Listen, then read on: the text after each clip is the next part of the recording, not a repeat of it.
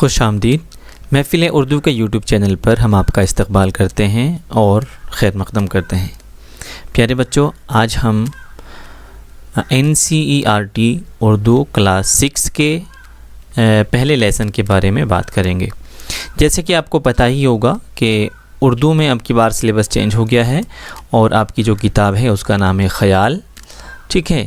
جو پہلے کتاب تھی وہ بدل دی گئی ہے اب کی بار، اور جو کتاب اب کی بار آئی ہے وہ آپ کے سامنے ہے، اس کا نام خیال ہے۔ آئیے آج ہم اس کے پہلے لیسن کے بارے میں بات کرتے ہیں اور سمجھتے ہیں۔ دیکھیے اسکرین پر آپ کو شو ہو رہا ہوگا، سب سے پہلا جو اس کا لیسن ہے اس کا نام ہے دعا۔ دعا کے بارے میں تو آپ سبھی بچے جانتے ہی ہوں گے۔ جیسے ہی آپ صبح ہی اسکول میں جاتے ہیں تو اسکول میں سب سے پہلے آپ کیا کرتے ہیں؟ پرارتھنا، ٹھیک ہے۔ کیا کرتے ہیں آپ سب سے پہلے؟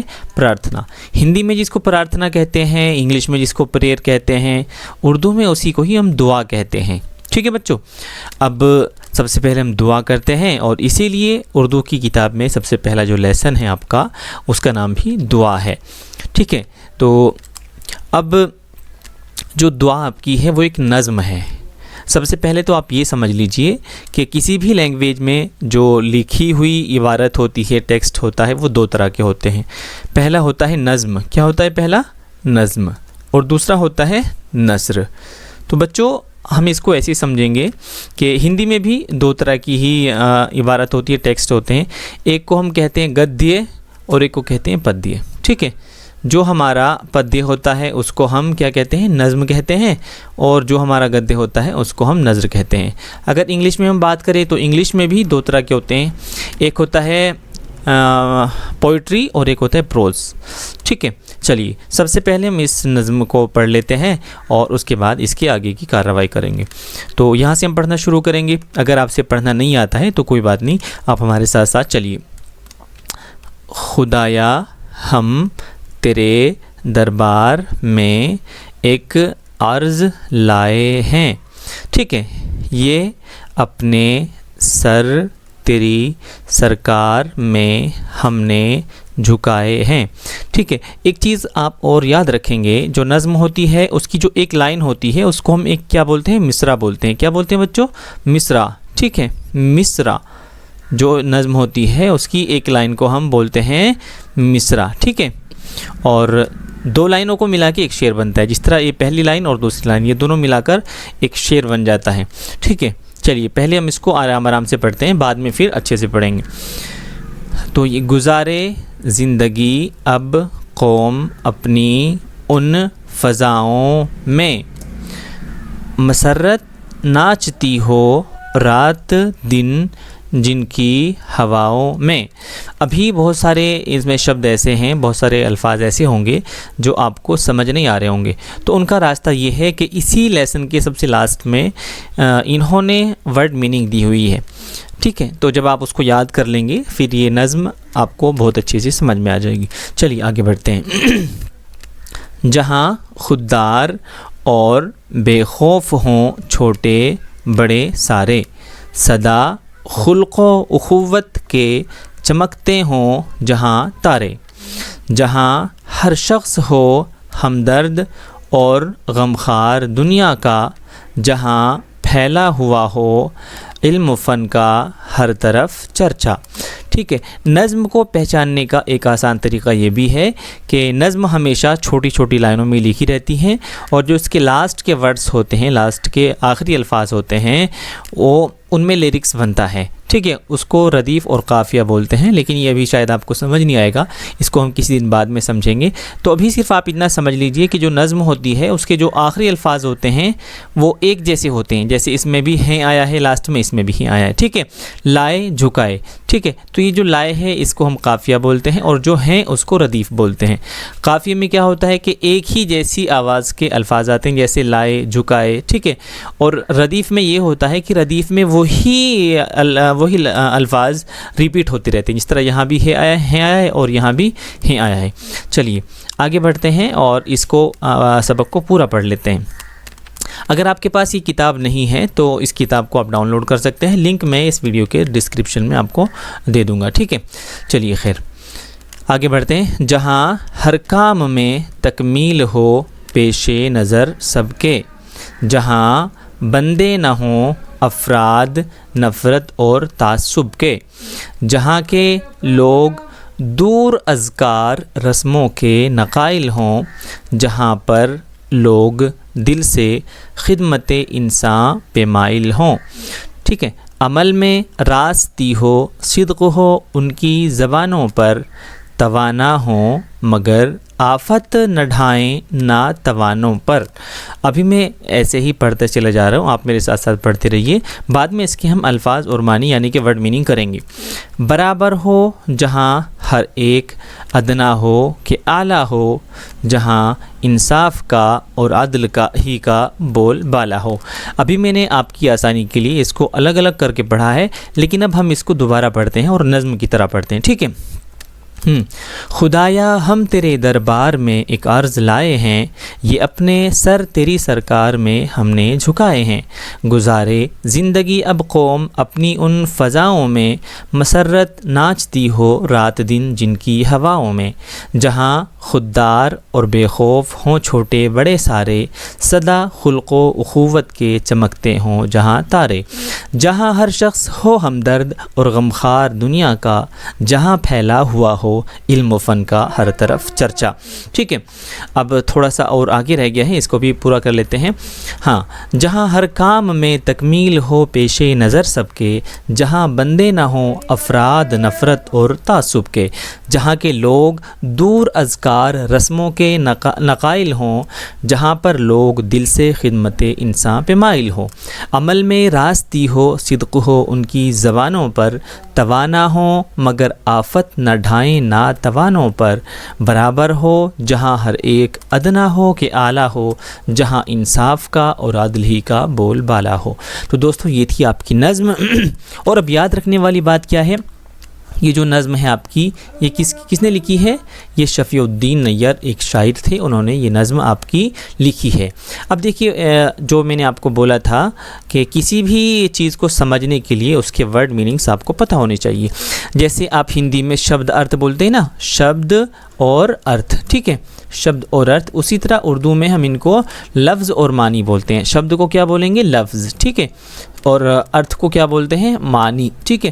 اور انگلش میں بھی اگر آپ سمجھنا چاہیں تو ورڈ اور میننگ جو ہوتے ہیں نا، ورڈ اور میننگ، ٹھیک ہے، اسی کو کیا بولتے ہیں؟ لفظ و معنی بولتے ہیں۔ اب جو آپ کے سبق میں الفاظ آئے ہیں ان کے ہی یہ معنی دے رکھے ہیں۔ جیسے جو خوددار ہے، خوددار کس کو بولتے ہیں دوستو؟ غیرت مند کو بولتے ہیں۔ خلق کس کو بولتے ہیں؟ اچھی عادت کو بولتے ہیں۔ اخوت کس کو بولتے ہیں؟ بھائی چارہ اور محبت کو بولتے ہیں۔ اسی طرح غمخوار کس کو بولتے ہیں؟ ہمدرد، دکھ درد کا شریک، جو آپ کے دکھ میں شریک ہونے والا ہو۔ تکمیل کس کو بولتے ہیں؟ پورا کرنے کو۔ پیش نظر کہتے ہیں نظر کے سامنے موجود روبرو۔ تعصب کس کو بولتے ہیں؟ بیجا طرفداری کو تعصب بولتے ہیں۔ دور از کار کس کو بولتے ہیں؟ بیکار کی باتیں، جو پرانی باتیں ہوں ان کو دور از کار بولتے ہیں۔ مائل کس کو بولتے ہیں؟ مائل توجہ، ٹھیک ہے، متوجہ ہونا۔ راستی کہتے ہیں سچائی کو، ٹھیک، صدق کہتے ہیں سچائی کو، توانا کہتے ہیں طاقتور کو، اور ناتواں کہتے ہیں کمزور کو۔ اسی طرح عدل کہتے ہیں انصاف کو، ٹھیک ہے۔ تو یہ اس کے معنی تھے۔ اب غور کرنے والی کیا بات ہے؟ دیکھیے یہاں پہ یہ بچہ نا سوچ رہا ہے، غور کر رہا ہے۔ غور کرنے والی بات یہ ہے کہ جو نظم ہے آپ کی، یہ ٹیگور کی مشہور کتاب گیتانجلی کے ایک گیت سے متاثر ہو کر لکھی گئی ہے۔ کس سے متاثر ہو کر لکھی؟ ٹیگور کی ایک کتاب ہے گیتانجلی، اس سے، لیکن لکھی کس نے؟ شفیع الدین نیّر نے۔ دوسری بات یہ ہے، یہ ایک دعائیہ نظم ہے جس میں شاعر خدا سے مخاطب ہے۔ اس نظم میں شاعر نے مل جل کر اور پیار محبت سے رہنے کی دعا مانگی ہے، ٹھیک ہے، یہ بھی ہو گیا۔ چلیے، لفظ قوم سے مراد کیا ہے آپ کو بتانا ہے کہ یہاں جو اس نظم میں لفظ قوم آیا ہے، ٹھیک، ایک ورڈ آیا ہے قوم، اس سے مراد کیا ہے؟ تو اس سے مراد ہے ایک ہی دیش میں رہنے والے سبھی لوگ۔ جس طرح ہم بھارت میں رہتے ہیں، ٹھیک ہے، تو ہم کیا ہیں؟ ہم ایک بھارتی قوم ہیں، ٹھیک ہے۔ اچھا چلیے آگے چلتے ہیں۔ سوچیے اور بتائیے. آپ کو اس پارٹ کے بارے میں سوچنا ہے اور بتانا ہے. اس نظم میں سرکار سے کیا مراد ہے؟ ٹھیک ہے, آپ اس کا جواب اپنی کاپی میں نوٹ کریں گے. اس نظم میں آپ کو تھوڑا سا بتا دوں, سرکار سے مراد یہ ہے کہ ہم ایشور سے کہہ رہے ہیں کہ اے اللہ, اے ایشور, ہم آپ کی بارگاہ میں, ہم آپ کے دربار میں اپنے سر جھکا رہے ہیں. ٹھیک ہے, خلق اور اخوت کے تارے چمکنے کا کیا مطلب ہے؟ آپ سوچ کے بتائیے, یہ آپ کا ہوم ورک ہے. نظم میں کس چیز کے پھیلنے کی تمنا کی گئی ہے؟ ٹھیک ہے, یہ بھی آپ کو اپنی کاپی میں نوٹ کرنا ہے سوال جواب میں. دور اذکار رسموں سے آپ کیا سمجھتے ہیں؟ یہ بھی آپ کو کیا کرنا ہے, یہ آپ کا ہوم ورک ہے, آپ کو اپنے آپ کرنا ہے. جو آپ کو سمجھ نہیں آئے گا وہ آپ کمنٹ میں پوچھ سکتے ہیں اور پرسنلی بھی پوچھ سکتے ہیں. عدل اور انصاف کا بول بالا ہونے کا کیا فائدہ ہے؟ دیکھیے, جب عدل اور انصاف ہوگا تو سبھی کو ان کے حق ملیں گے اور سبھی انسان اچھے سے خوش و خرم رہ پائیں گے. اب آپ کو تھوڑا سا اور یہ کام ہے جو آپ کا ہوم ورک ہے اور آپ کو خود ہی اس کو کرنا ہوگا. ٹھیک ہے, اب کیا کریں گے, نظم کو دوبارہ پڑھیں گے اور نیچے دیے گئے مصروں میں لفظ, صحیح لفظ بھریں گے. اچھا, آپ کو کرنا یہ ہے, جیسے انہوں نے یہاں فل ان دا بلینک, تو آپ سمجھتے ہوں گے نا, فل ان دا بلینک. ٹھیک ہے, فل ان دا بلینک. ٹھیک ہے, وہی یہ کام ہے, وہی یہاں پہ بھی آپ کو کرنا ہے. ٹھیک ہے, ٹھیک ہے بچوں. کیا کریں گے آپ اس نظم کو پڑھیں گے تو اس میں جہاں جہاں یہ والے اشعار آئے ہیں تو وہاں وہاں آپ ان کو لکھیں گے. جیسے میں آپ کو ایک دو کے بارے میں بتا دیتا ہوں. جیسے ایک مصرع ہے, گزارے زندگی اب قوم اپنی ان فضاؤں میں. کیا آئے گا یہاں, ان فضاؤں میں. ٹھیک ہے, جہاں ہر شخص ہو ہمدرد اور غم خار. یہاں کیا آئے گا, غم خار. میں آپ کو صرف ایک کر کے بتا رہا ہوں, باقی آپ کو اپنے آپ کرنے ہیں. اچھا, یہاں پہ بھی کیا آئے گا, یہاں پہ بھی آپ کو اپنی کتاب میں جو اس میں فل ہونے والا ہے وہ سارے آپ کو اس نظم کے اندر سے مل جائیں گے. تو کیا کرنا ہے آپ کو, یہاں پہ فل ان دا بلینک میں بھرنا ہے.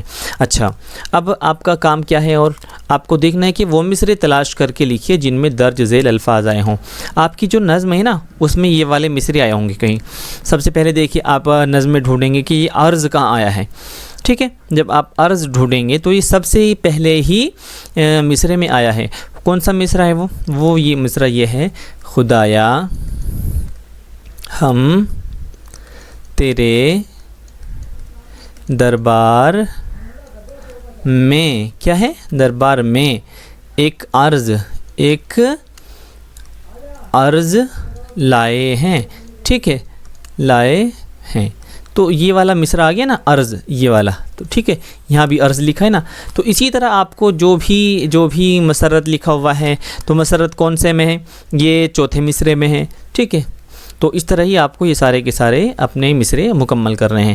ٹھیک, چلیے آگے چلتے ہیں. تھوڑا سا کام اور ہے, آپ کو گھبرانے کی ضرورت نہیں ہے. اب یہاں آپ کو کیا کرنا ہے, شعر مکمل کرنا ہے. کیا لکھا ہے, جہاں خوددار اور بے خوف ہوں چھوٹے بڑے سارے. تو اس کے بعد والا کیا آئے گا, اس کے بعد کا جو مصرع ہوگا وہ آپ کو یہاں لکھنا ہے. کون سا مصرع ہے, جہاں خوددار اور بے خوف ہوں چھوٹے بڑے سارے, بتائیے. ہاں, نہیں پتہ چلا آپ کو.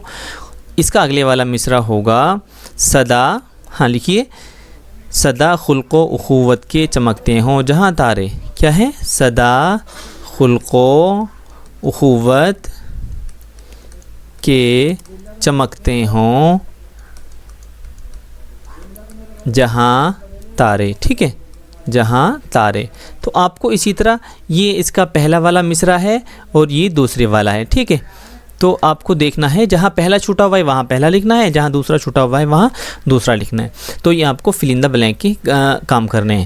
اچھا, ایک یہ چیز ہے خوش خط. لیے خوش خط کہتے ہیں اچھے کو, صاف رائٹنگ میں. تو یہ کیا ہے, فضا. آپ کو بہت اچھے سے اپنی کاپی میں لکھنا ہے, ایسے ہی دونوں طرف. اب یہاں کیا ہے, خوددار. ان کے معنی بھی یاد کرنے ہیں بچوں, اور آپ کو لکھنا بھی ہے. یہاں خلق آئے گا, یہاں اخوت آئے گا. ٹھیک ہے, تو یہ آپ کے فل ان دا بلینک ہے, آپ کو یہ کام گھر سے کر کے لانا ہے. ٹھیک ہے, اب آپ کا جو پیج بچا ہے وہ یہ ہے, بڑے کام کی بات ہے. ٹھیک ہے, یہاں لکھا ہے, پڑھیے سمجھیے اور لکھیے. اس نظم میں لفظ صدا استعمال ہوا ہے جس کا مطلب ہے ہمیشہ. ایک لفظ صدا بھی ہے جس کا مطلب ہے آواز. ایسے دو لفظوں کو جن کی آواز ایک ہو لیکن املا اور معنی کے اعتبار سے مختلف ہوں ہم آواز لفظ کہتے ہیں. 5 ایسے الفاظ لکھیے جن کی آواز ایک ہو لیکن املا اور معنی الگ الگ ہوں۔ دیکھیے سب سے پہلے سمجھیے، اردو میں ایک حرف ہوتا ہے سین، ٹھیک ہے، ایک ہوتا ہے صاد، ٹھیک ہے، صاد الگ ہے اور سین الگ ہے۔ تو ایک صدا بنتا ہے ایسے، سین دال اور الف صدا، اس کا مطلب ہوتا ہے ہمیشہ، کیا ہوتا ہے؟ ہمیشہ، ٹھیک ہے۔ اسی طرح ایک لفظ ہوتا ہے صدا، جو کس سے بنتا ہے؟ صاد سے بنتا ہے، ٹھیک ہے، اس کا مطلب ہوتا ہے آواز، کیا مطلب ہوتا ہے اس کا؟ آواز، ٹھیک ہے۔ تو دیکھیے بولنے میں تو ایک جیسے لگ رہے ہیں لیکن لکھنے میں تھوڑا سا فرق ہے اور اسی سے ان کے معنی بدل گئے ہیں۔ تو یہ کیا کہہ رہے ہیں؟ اچھا ایک چیز اور انہوں نے بتایا کہ ہم آواز، اچھا ایسے 2 لفظ کو جن کی آواز ایک ہو لیکن املا اور معنی کے اعتبار سے مختلف ہوں، ان کو ہم آواز لفظ کہتے ہیں۔ آپ کو کیا کرنا ہے؟ ایسے 5 الفاظ یہاں پہ چھانٹ کے لکھنے ہیں، ٹھیک ہے۔ ہاں تو ایک چیز اور نوٹ کر لیجیے آپ، کلاس آپ کی لمبی ہو رہی ہے۔ بعض الفاظ ایسے ہوتے ہیں جن کا تلفظ 2 طرح سے ہوتا ہے اور دونوں کے معنی الگ الگ ہوتے ہیں، جیسے لفظ خلق اور خلق۔ دیکھیے آپ سمجھیے، اردو میں ماترائیں جو ہوتی ہیں نا، وہ زبر، زیر اور پیش کو ماترائیں کہتے ہیں، ٹھیک ہے۔ تو اگر ہم اس کے اوپر پیش لگا دیتے ہیں تو اس کا خلق بن جائے گا، ٹھیک ہے۔ اگر اس کے اوپر ہم زبر لگا دیں تو اس کا خلق بن جائے گا، ٹھیک ہے۔ تو یہ کیا کہہ رہے ہیں کہ جیسے لفظ خلق، اس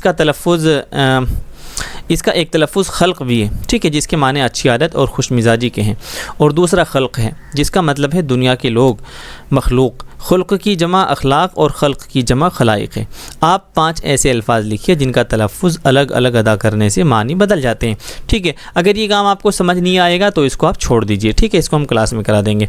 اب آگے چلتے ہیں، بعد میں سب سے لاسٹ پیج ہے اور اس میں یہ بول رہے ہیں کہ اس نظم میں 2 لفظ بے خوف اور ہمدرد آئے ہیں۔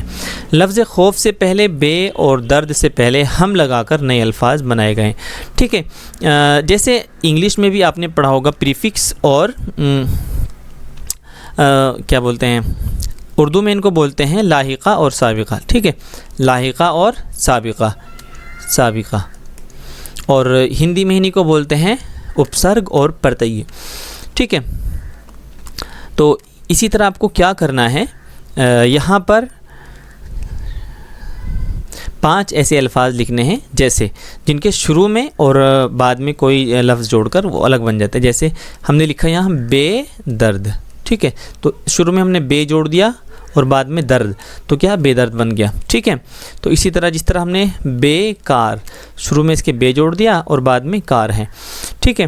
اسی طرح ہی بے غیرت، بے جوڑ دیا اور بعد میں غیرت بن گیا، ٹھیک ہے۔ تو اس طرح کے آپ کو 5 الفاظ لکھ کر کے لانے ہیں اور دکھانے ہیں، اور سب سے مین پوائنٹ یہ ہے کہ آپ اس نظم کو یاد کر لیں گے اور یاد کرنے کے بعد آپ اس کو کلاس میں سنائیں گے، ٹھیک ہے۔ اگر ابھی تک آپ نے اس یوٹیوب چینل کو سبسکرائب نہیں کیا ہے تو کر لیجئے، کیونکہ بہت ساری آپ کو یہاں سے کام کی باتیں ملتی رہیں گی، اور اس سبق کو آپ آج ہی کر لیجئے گا، اس کے بعد جو ویڈیوز آئیں گی وہ آپ کو ملتی رہیں گی۔